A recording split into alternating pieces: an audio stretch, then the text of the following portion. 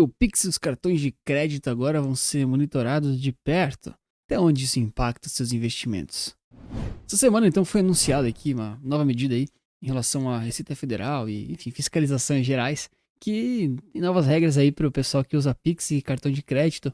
Vão ter uma maior fiscalização aí, então a Receita tá de olho nessa galera, principalmente aí passando de movimentações acima de R$ 5.000, né? Então, um valor considerável, mas também um valor que muita gente movimenta, né? A gente sabe que R$ 5.000 é dinheiro, não dá para desprezar, mas é um valor relativamente comum, né? Tipo, cara, tem muita gente mesmo que movimenta R$ 5.000 por mês no Brasil.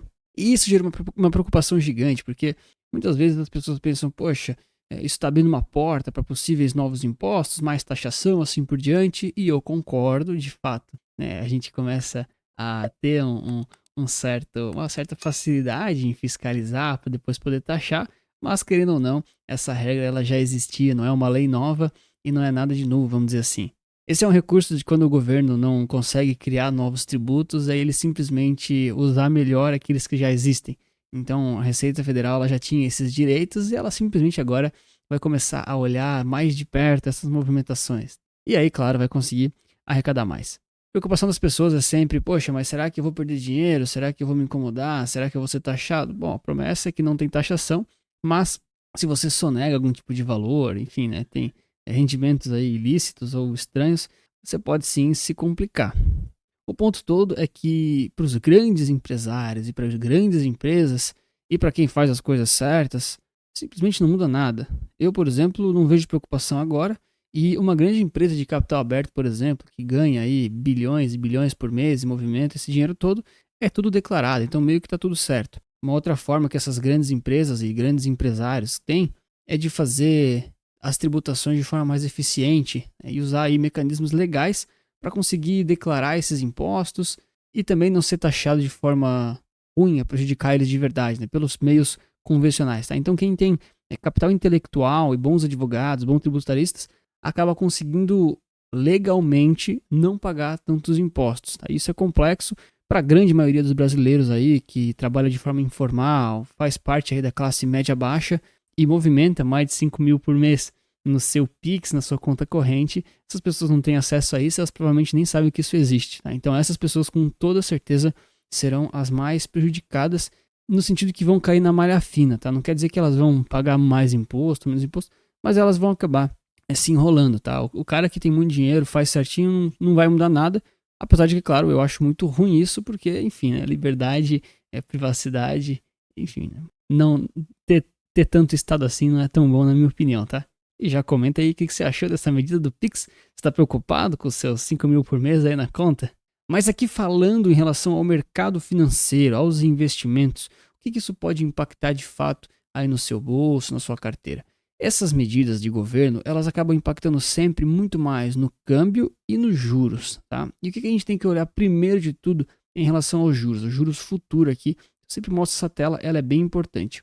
Então essa curva azul aqui de cima são as taxas atuais para os próximos anos, né? Olha só, 1 ano, depois 2 anos, 3 anos, 5, 10, assim vai. E o que a gente viu, né? Essa do meio, ela é a linha de 1 mês atrás. É quanto o mercado estava precificando os juros futuros há 1 mês atrás. A gente vê que de um mês para trás para agora, os juros subiram. Ou seja, o mercado segue precificando altas na taxa Selic, ele segue exigindo altas aí de prêmios do governo e ele segue aí, enfim, pedindo mais prêmio pelo risco elevado que o Brasil tem, tá? E aqui também é importante entender a ondulação que essa curva tinha. Eles estavam exigindo aqui um prêmio maior aqui no curto prazo, mas no médio e longo tá ficando um pouco mais tranquilo, não vinham uma preocupação tão consistente, né? E agora toda a curva está exigindo mais prêmio, só que ela está um pouco mais flat, que a gente fala, está mais constante, ou seja, o mercado não está mais precificando que é uma situação passageira, ele muito provavelmente vai querer travar essas taxas por um prazo maior, tá? Justamente para não correr riscos maiores. Ah, Anthony, se está aqui nos 10 anos, a taxa Selic é a 15%, quer dizer que vai estar em 15% daqui a 10 anos? Não, não é isso, é que o mercado está precificando para aquele prazo, aquela taxa, para ele poder se travar financeiramente e não estar exposto a riscos. Com o passar dos meses e anos, essa taxa aqui ela vai se mover um monte, ela vai se mexer direto, ela se mexe todo dia na realidade, tá? Mas o ponto é que a situação de hoje, ela permite que o mercado se trave, se proteja nessas taxas aqui em todos esses anos para o futuro, tá bom? Então, isso aqui é uma ferramenta de proteção do mercado financeiro. Isso aqui é um instrumento bem mais complexo, não é para as pessoas físicas, mas o que a gente consegue entender aqui? O mercado está exigindo prêmios cada vez mais altos, simples assim. E eu gostaria de exigir de você o like e a inscrição aqui no canal, mas eu sei que eu não posso fazer isso, então se você quiser deixar na parceria, eu te agradeço. Agora, qual que é o ponto do mercado ficar se protegendo assim tanto e exigindo esses prêmios de risco em relação aqui a essas taxas do governo futuro, né? O mercado, ele é principalmente composto dos banqueiros, e nenhum banqueiro é bobo ou trouxa e fica exposto demais assim a qualquer risco, país ou moeda, tá? Então o que o mercado financeiro faz na prática, tá? Na moral, isso aqui vale o seu like, tá? Acho que ninguém fala isso dessa forma. O mercado ele vai lá e ele se trava em taxas de juros, tá? Isso por um prazo longo, tá? Tipo 10, 20, às vezes mais anos, tá? E esses títulos não estão disponíveis às vezes para as pessoas físicas, tá bom? Não é tipo tesouro direto. Daí o que o mercado faz, os banqueiros fazem? Eles vão lá, vão comprando, vão se alavancando às vezes, pega dinheiro emprestado para ficar comprando mais, e todo mundo fica travado numa taxa muito boa, tipo 16, 17%, faz um preço médio ali de juros pré-fixado, tá? E aí, beleza, eles têm uma taxa excelente, que, enfim, eles sabem que historicamente o mercado, depois disso, não vai mais pagar, o governo não vai pagar, o mercado vai se acalmar, o dólar vai cair. E aí, o que eles fazem? Eles travam essa taxa por um longo período, e aí, com o passar do tempo, esse prêmio aí ele vai caindo, né? E essas taxas elas vão marcando o mercado. Alguns bancos realizam e voltam a ficar um pouco mais expostos, mas vários deles, eles fazem o seguinte: eles fazem um hedge em dólar e travam a rentabilidade deles das taxas de juros do Brasil em dólares. Porque o problema nunca é, 15% ao ano em reais. O problema é que o real desvaloriza com o dólar. O real sempre desvaloriza com o dólar. No longo prazo ele vai desvalorizar. Então se você consegue travar a sua rentabilidade em dólar e ainda assim ganhar a renda fixa do Brasil, cara, você está muito bem na foto. Assim, mas muito bem mesmo. Tá? Esse é um tipo de produto que eu acho que eu vou começar a oferecer nas carteiras recomendadas, porque pelo menos para essa época de agora, né, a gente tem taxas muito, muito boas em reais, né, mas você vai estar exposto no longo prazo à variação do dólar, que vai acabar comendo grande parte da rentabilidade, tá bom? Então, se você faz a trava e os grandes bancos, os fundos, os caras sabem fazer isso, tem mecanismo para isso, eles não ficam expostos. Agora, o cara que está ali na última ponta, cara informal, sonega imposto, ganha muito mal, né, não tem educação financeira, essas pessoas não sabem o que é hedge em dólar de renda fixa, entendeu? E também não sabe como fazer, tá? Tem várias formas, é bem complexo.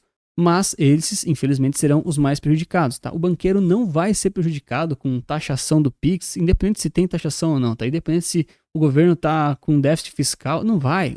Os caras são lisos, os caras sabem o que estão fazendo. Eles vão pegar empréstimo alto e vão travar o dólar. Cara, eles sempre fazem isso.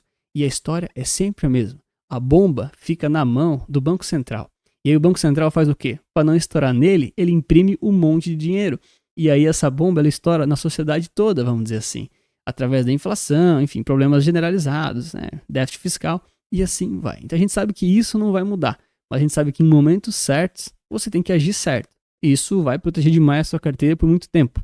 Ou vocês acham que os bancos ficam tipo comprando Petrobras por valuation ou ficam olhando quais empresas estão com múltiplo barato e assim por diante? Claro que não. O banco ele olha só os juros, ganha muito dinheiro nisso e ganha dinheiro, claro, através de taxas, empréstimos e essas outras questões que a gente já conhece, tá? Mas pode ter certeza, essa de travar o dólar, quando ele cair um pouquinho e travar a rentabilidade que eles têm em reais, eles fazem sempre e vale muito, muito, muito a pena.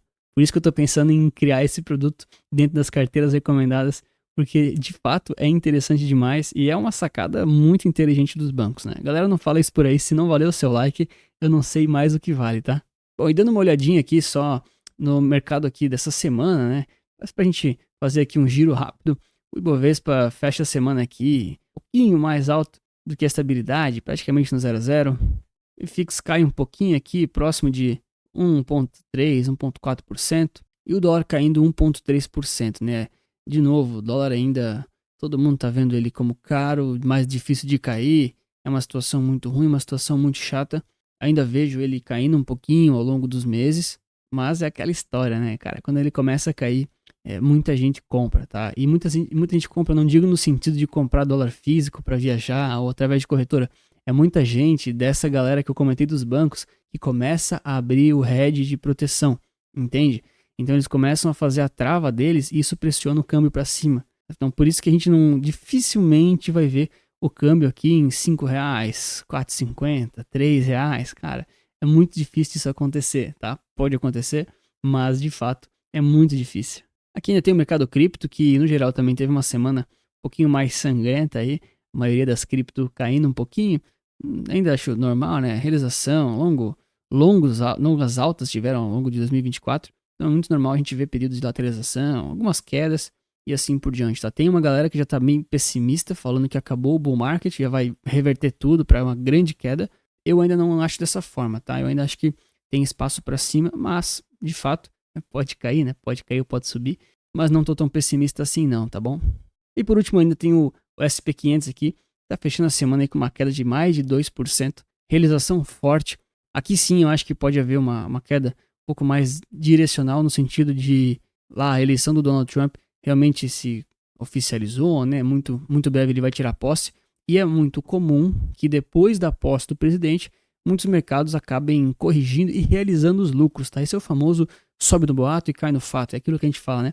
A expectativa era que ele vencesse, então a expectativa é que ele assuma e tenha um bom governo. Então o mercado já precificou muito disso e muitas vezes vai realizar uma parte dessas posições. Não quer dizer que o SP500 vai cair com tudo, pode ser que ele fique parado, pode ser que ele suba também, mas a gente tem essa frasinha no mercado, né?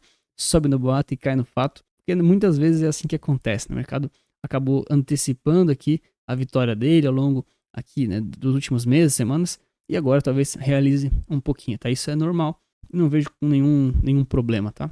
Só realmente tomar cuidado se você tá muito comprado em SP500, porque a carteira aqui, ela pode dar uma sangrada, tá? Então tem que estar ciente dessa, enfim, possível volatilidade aí das próximas semanas. E se você gosta de investimentos dolarizados, para não ficar só exposto aqui ao real, vou te recomendar esse vídeo aqui em relação aos REITs, os fundos imobiliários americanos. Eu te explico tudo lá e a forma mais fácil de você investir nesse ativo. Obrigado pelo seu like, inscrição e lembre-se que investir certo resulta capital.